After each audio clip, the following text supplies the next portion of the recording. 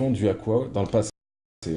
Dans le passé, c'était dû justement à des dysfonctionnements, de manque de coordination, mauvaise distribution. D'accord. Mais justement maintenant, Oui. avec le contact direct, on n'a même pas besoin d'aller voir le pouvoir public. Rien qu'en se rencontrant, ou bien pas une intensification il y a des alertes, il y a des signalements qui sont Oui. donc faits au niveau du terrain ou même au niveau de la distribution. Et je pense qu'il y aura déjà pas mal de problèmes qui seront réglés grâce à ce nouveau mécanisme. Troisième objectif, et nous finirons d'ailleurs sur une troisième et quatrième, hein. Le troisième objectif est celui de la défense et de la préservation de la qualité du médicament commercialisé.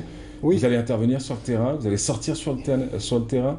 oui, déjà, vous savez, par principe, Ouais. hein, et en toute logique, le médicament qui se retrouve au niveau de l'officine est un médicament certifié, garanti de qualité.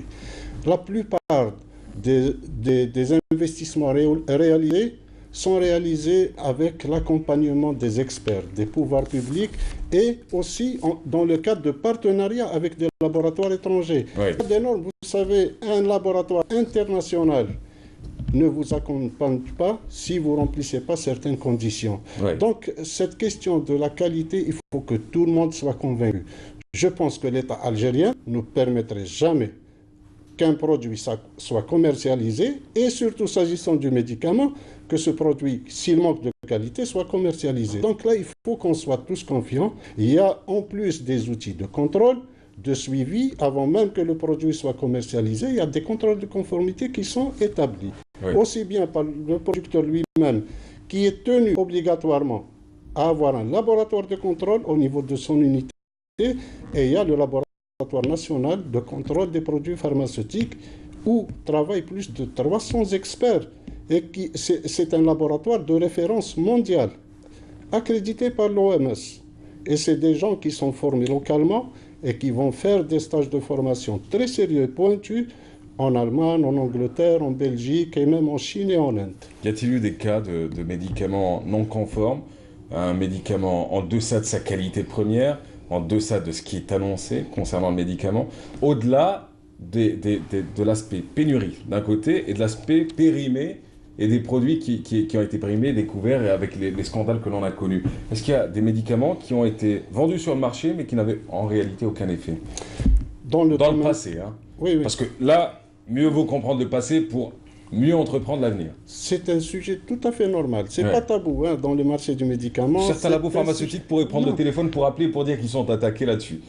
Non, non, Après, au ça dépend des contraire. perceptions et des Il y lectures. a une pharmacovigilance Ouais. qui est appliquée par tout le monde, par le producteur, le laboratoire, mais il y a aussi la pharmacovigilance appliquée au niveau des professionnels de la santé, au milieu médical, que ce soit au niveau hospitalier, des cabinets ou bien des pharmacies d'officine, mais il y a un suivi. Il y a des organismes internationaux qui suivent en constance l'évolution, l'utilisation des médicaments. La notion de retrait et d'alerte, c'est une notion tout à fait normale dans le monde du médicament. Ouais. Je vous donne un exemple. En Belgique, il y a 550 messages d'alerte sur le médicament chaque année. Ouais. Au contraire, et ça doit nous rassurer.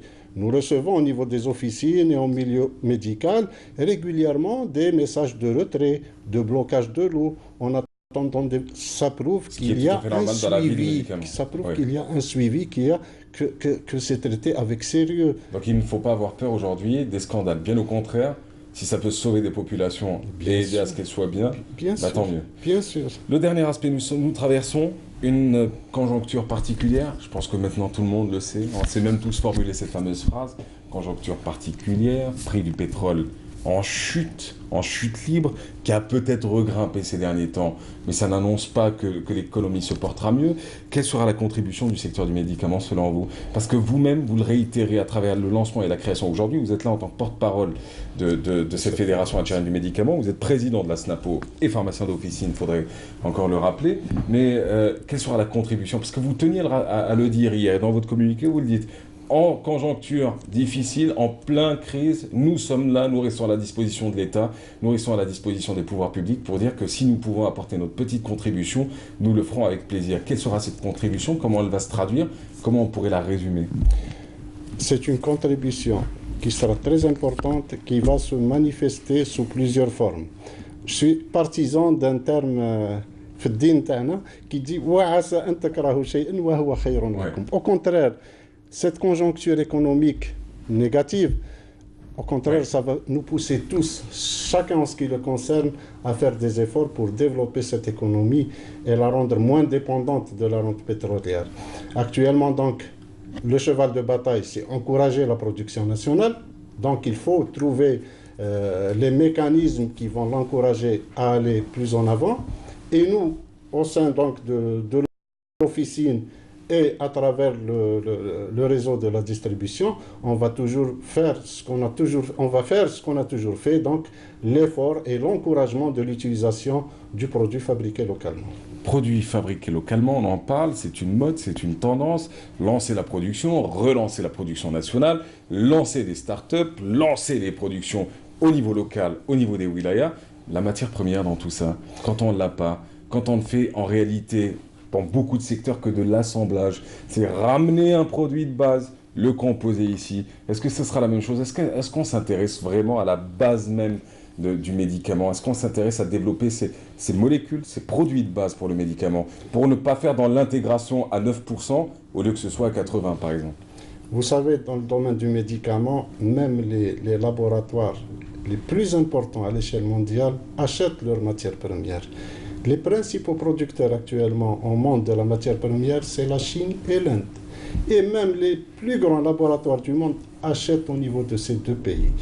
N'empêche, la fabrication de la matière première, ce n'est pas une mission impossible. Oui. Surtout pour les médicaments classiques, connus, utilisés depuis plusieurs années. C'est pour ça que nous appelons notamment la recherche scientifique, l'université a apporté sa contribution au secteur de l'industrie. D'où l'intersectorialité dont vous avez parlé tout à l'heure. Il faut justement encourager la formation des compétences et de la ressource humaine. Actuellement, il y a des producteurs qui forment les pharmaciens industriels au niveau des pays étrangers.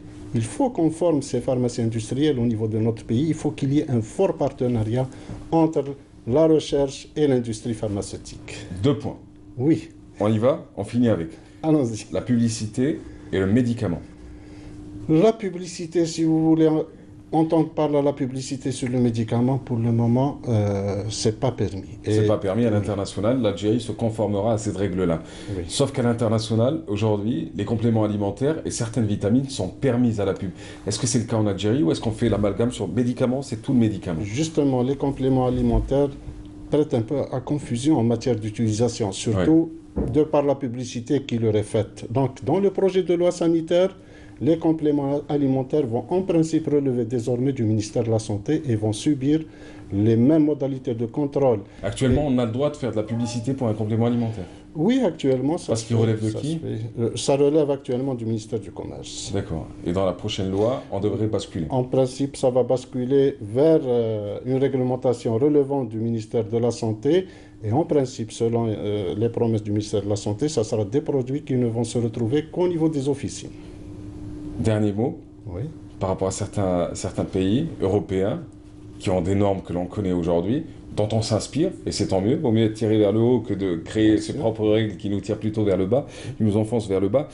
Certains médicaments sont pourtant promus à la télévision, à la radio, quand on parle de petits maux de tête, de petits rhumes. Est-ce qu'aujourd'hui, on fait la même chose ou est-ce qu'on est un peu plus sévère et qu'on veut vraiment réguler dans un pays où, si vous le permettez, Hajj, si vous le permettez, les médecins font face à un drame qui est l'automédication, les pharmaciens aussi, où vous avez des patients qui arrivent et qui disent « je veux tel antibiotique, tel truc, et on les sert ».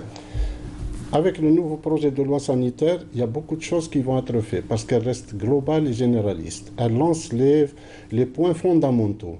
Il y a des textes d'application qui vont suivre. Le ministre a lui-même annoncé la préparation de 69 textes d'application, c'est-à-dire sous forme de décret ou d'arrêté. Et c'est là justement qu'en tant que fédération, nous comptons apporter notre pleine contribution pour légaliser ou bien clarifier l'utilisation de tel ou tel produit, de quelle façon la réglementation va s'appliquer, notamment par rapport donc à la publicité, l'utilisation des médicaments. Je vais chez mon pharmacien, je prends tous les antibiotiques que je souhaite. Je tenais à vous le dire.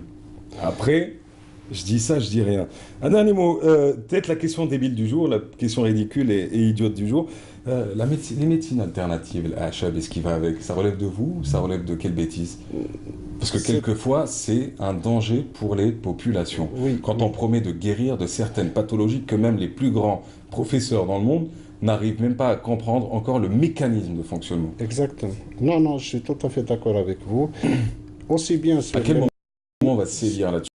aussi bien donc sur les méthodes de faire et d'agir par rapport donc aux gens qui pratiquent cette médecine, qu'ils qualifient de médecine entre guillemets, et par rapport aux produits dont ils font la publicité. On ne connaît ni l'origine, ni la composition, donc il n'y a aucune traçabilité, contrairement à ce qui se fait par exemple avec le médicament. Là, il y a un réel danger et il faut absolument que les autorités réagissent par rapport à ça. Et on fait la part des choses entre le phytosanitaire et les autres, hein. Le Euh, phytosanitaire, c'est une science Exact. établie, prouvée, connue, transparente. On parle de la nouvelle mode des HL, des fameuses boutiques qui poussent un peu partout, avec, avec des hommes quelquefois portant un tablier qui n'ont aucune relation avec la science, qui mélangent théologie et science. Merci à vous. Merci beaucoup. C'était un plaisir en tout cas de vous recevoir. Longue vie à votre fédération. Merci. Et rappelons que vous êtes président de l'ASNAPO, le syndicat national algérien des pharmaciens d'officine. Messoud Belambri était avec nous ce matin. Bonne route pour Al-Bayed. Et merci. Aïn Baïda pour Al-Bayed. Pour Al-Bayda. Et je salue tiens, professeur Brad, qui est de Al-Bayda aussi.